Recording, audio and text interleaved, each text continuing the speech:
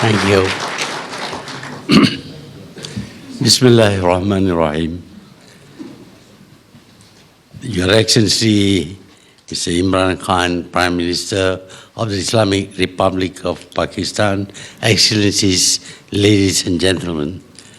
First of all, I would like to thank the organizers for enabling me to meet the business people of the two countries. It is now standard practice that whenever an official visit is made to a country, we bring along with us business people, because our intention is not just to establish good relations with other countries, but also to develop our countries to increases in trade and industry. And so, for all these visits, meeting with business people is extremely important. And of course, for the business people themselves, their counterparts must be available so that they can form partnership, or at the very least, learn to know each other.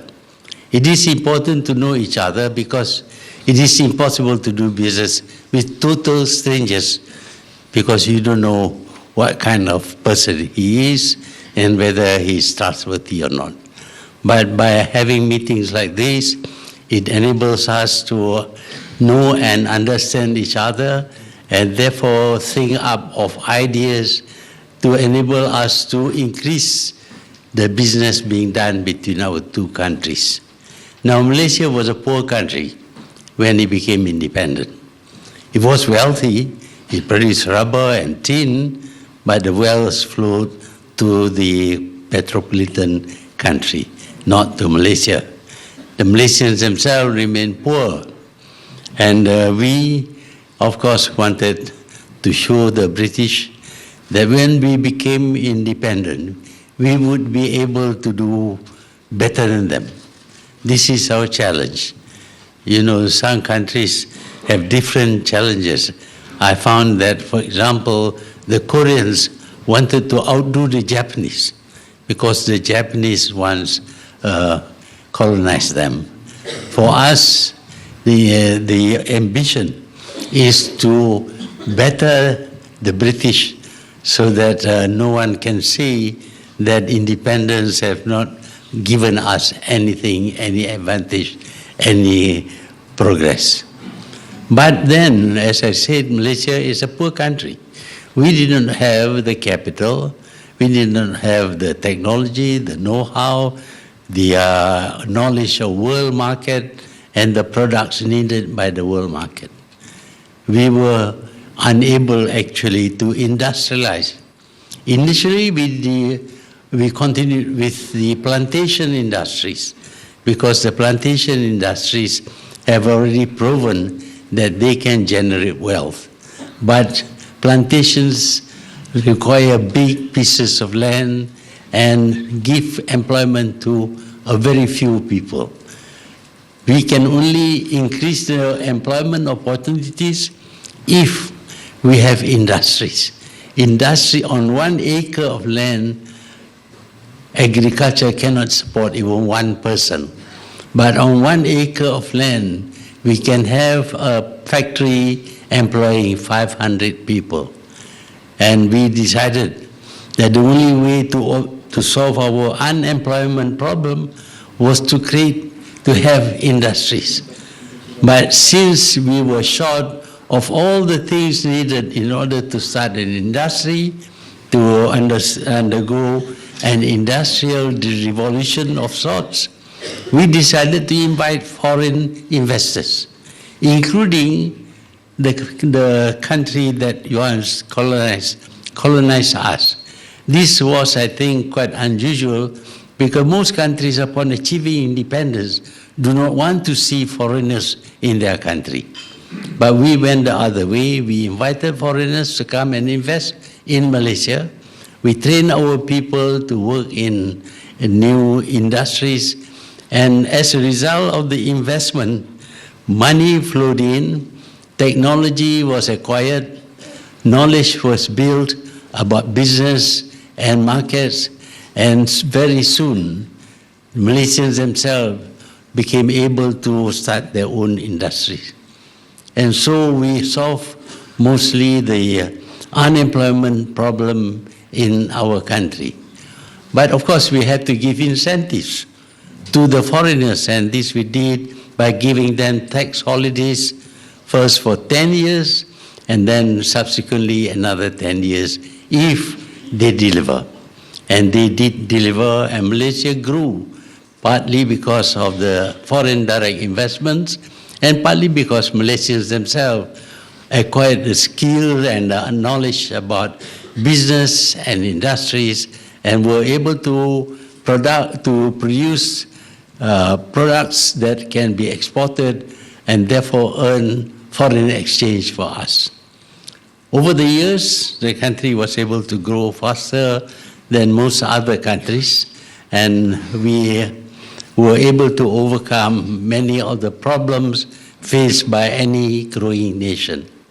But the most important thing about developing and enriching the country is peace and stability. We need peace, we need stability. Without that, we cannot invest, no one will invest, nobody will come to the country to invest. To establish peace and stability, we had to put down an insurgency movement trying to form a communist state in Malaysia. We fought them militarily, but also we fought them psychologically, because we tried to win the hearts and minds first of the people so as not to support the insurgents, and secondly to win over the insurgents themselves, so that within a short period of time, relatively speaking, the country became peaceful and stable. With that peace and stability, many people came to Malaysia to invest and to grow the economy. Since then, we have followed many development plans, 5-year plans, so that the country could grow. But we always realize that wealth is not created by the government. The government has no way of creating wealth other than taxing people. But if you want to tax people, the people themselves must have money, must have some income. Then only you can tax the people. So we realize that if the people are rich, then they pay the government more money, and the government will then return the money in the form of infrastructure for the people. We need to enrich the people. And to do this,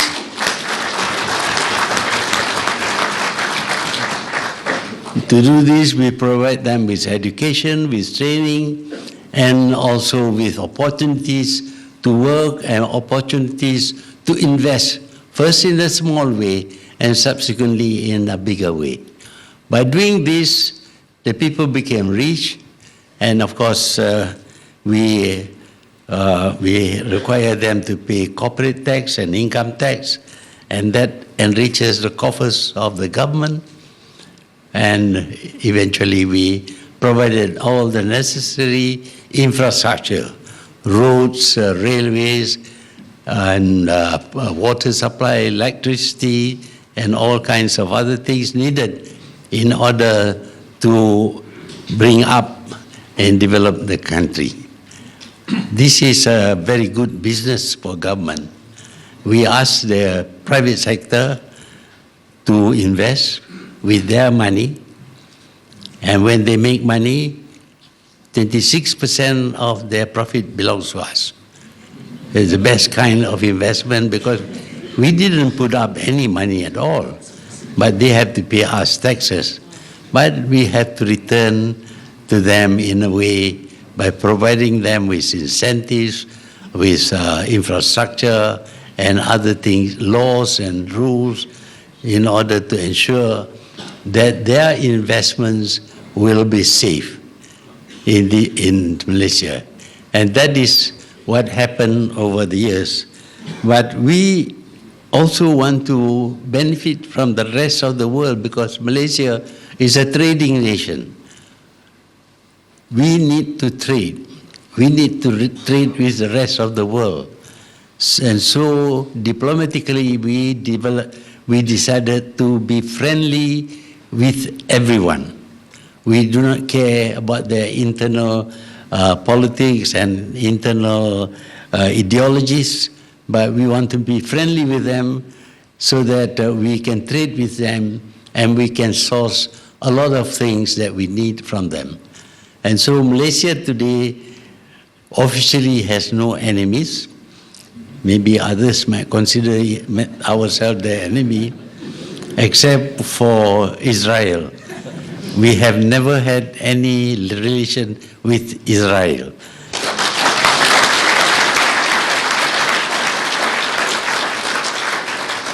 It's not because we are against the Jews, but it is for the wrong things that they do. Seizing other people's country and calling it your own country, expelling people from the country you seize. These are works of robbers, not people. So we cannot have any relation with Israel. Until now, we have no relation with Israel, and we feel that since Israel and the West promotes free speech, therefore we have a right to say nasty things to them. It is really an exercise in free speech. But of course they say nasty things about us also. That's okay, we accept that because that is part of things that free speech entitle you to. In terms of foreign relations, I think we have diplomatic relation with almost 3/4 of the countries in this world. We trade with almost all of them. And since trade brings wealth to the nation, Malaysia grew also through trade. We are able to produce things which we can export. And at times our export exceeded our imports. This means that the country has a positive balance of payment, and this, of course, enabled the country to grow and grow much faster. So that is what we have done in Malaysia. It's nothing very spectacular, because what we did was what everybody should be doing. Growing their country, giving their people a good life. That's what big governments are for, and certainly elected governments are obliged to return that support by giving the people what it is that they need and they want. Malaysia has been able to hold elections every 5 years. We had a small problem in 1969 when there were race riots, but we settled that race riot within 2 years, and since then there has been no race riot, because although our country is multiracial, multi-religious, multilingual, multicultural, and also there is vast disparities in the economic well-being of the different people, Malaysia has remained peaceful and stable for a long time. And it is this that help us build our country. And when we come here, I'm quite sure, while we are thinking about buying more from Pakistan, we also want to export more to Pakistan. One thing is about this new government that we have pledged that ministers may not receive gifts. No gifts for ministers except food and flowers. As a result, I have a lot of food in my house. Nothing that is more than $500 worth can be given to a minister without him being charged for corruption. I don't know what the rule is in Pakistan, but I can assure you I have no intention to bribe the Prime Minister of Pakistan.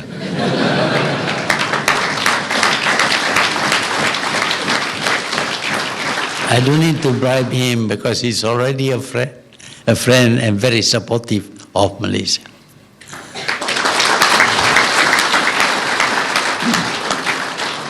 But also, I also have other reasons for doing this, and not because I want to brag, but I think I need to promote one Malaysian product in Pakistan in the hope that we can work together in producing that product. And so I would like to give to the Prime Minister of Pakistan a Proton car.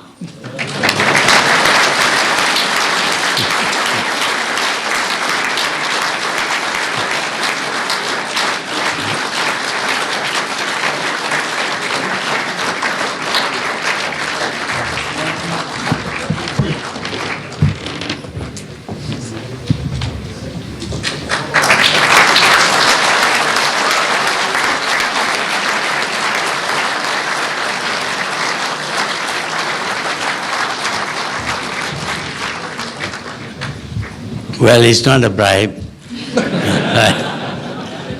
And I hope that with that one car, the whole of Pakistan will know that Malaysia can produce cars. It is the only developing country that has been able to produce its own car. So we would like to share our expertise in this field with Pakistan if there are investors willing to invest in the project of building a car for Pakistan, a joint Malaysian-Pakistan project. Thank you.